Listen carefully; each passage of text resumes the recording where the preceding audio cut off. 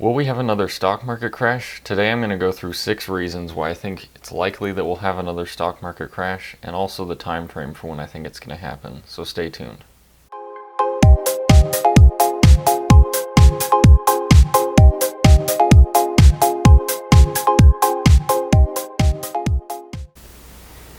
Hi guys, welcome back to the Contrarian Investor YouTube channel. My name is Logan. I like to talk about overall success, investing, having your money make money for you, and passive income. So if you like those topics, please hit the subscribe and like button down below.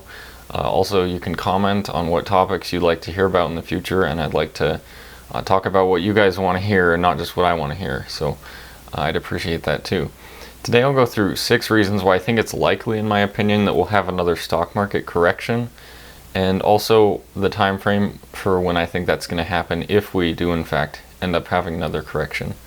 And the first reason really has to do with the first crash we had was pretty much based on the market going into extreme pessimism based on, the whole global disease that we had going around at that time. And really the only factors that stopped that stock market crash were 0% interest rates and the stimulus packages that were passed. And it's really been shown that the stimulus is pretty ineffective when it comes to consumer spending. People, when they're afraid, they don't spend very much. They usually save it, or try to pay off debt. They don't go off and buy new cars and new products. They save it, and they tend to behave rationally. So it's just that stimulus up to a certain point can't really, support the economy forever. And that's really reason number one is we're kind of at the limit of what stimulus can do, in my opinion. Obviously they can print, trillions more from here on out, but in terms of the effects that can have on the economy, it just hasn't really been shown to be effective at actually stimulating the economy. And of course they could go with negative interest rates. They could cut it, below zero. In my opinion, that is probably going to happen, but I don't know how much that can really keep the economy going. Obviously, the economy needs to be based on actual economic strength and not just low, if not zero, interest rates and stimulus. So it can only go on to a certain point before the market realizes that and begins to correct again. So reason number 2 really has to do with the current social uprising that we're seeing, and also the rising, number of infections of the disease that we're seeing in certain states. And this could really spark a second lockdown in certain areas, and a second, sending the market into a pessimistic wave. And that, could really set us back to basically the same situation we were in late February and early March. So that's really reason number 2 is, we're definitely not through this whole pandemic situation that started it in the first place. We don't have a vaccine yet. It's questionable as to whether there will be a vaccine. It's probably likely, but there might actually never be a vaccine for this disease. So we'll have to see with that, but that's definitely another factor that could trigger another market correction. Reason number 3 just came out, and that is that 30% of homeowners missed their mortgage payments in May. And this is actually a really significant number. Most people wouldn't think of it that way, but this is huge. A lot of people, the economic well-being can really be measured oftentimes on how many people are able to meet their mortgage payments and, the rate of default on that.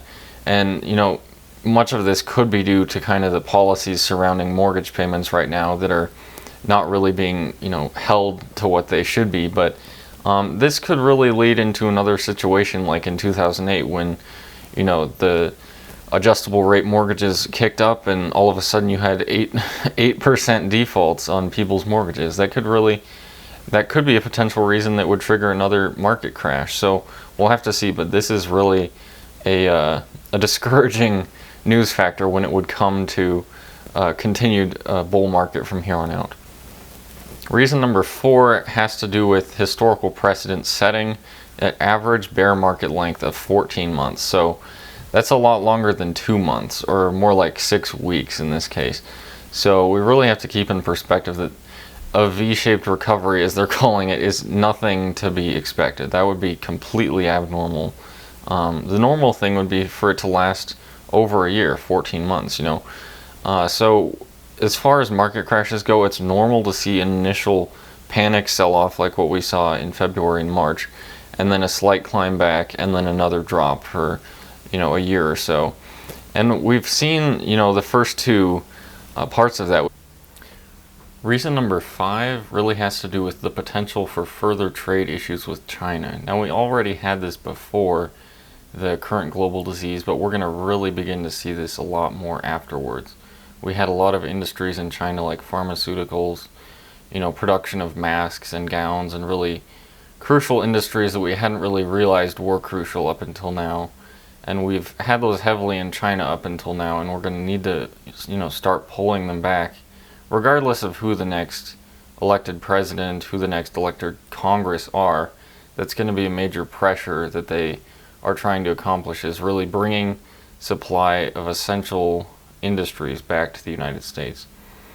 And so this is really going to create a lot of more trade conflict that we did not have before with China. And many other countries are doing this besides the US. I mean, Japan, Germany, a lot of other countries that formerly had large supply chains in China are going to begin pulling them out of China, and they've already started doing that.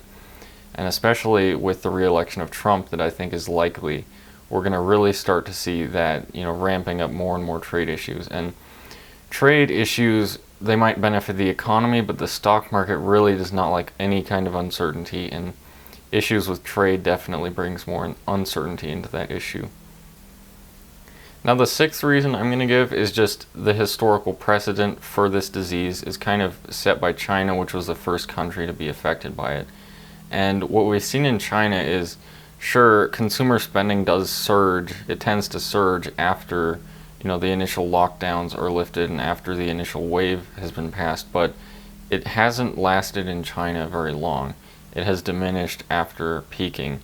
And, you know, China might be, you know, 3 or 4 months ahead of us in this whole disease process, and they're definitely not the same kind of country as the United States, but people's behavior definitely doesn't change from country to country. It's more policy affected, so it'll just remain to be seen as to what, you know, consumer spending tends to be.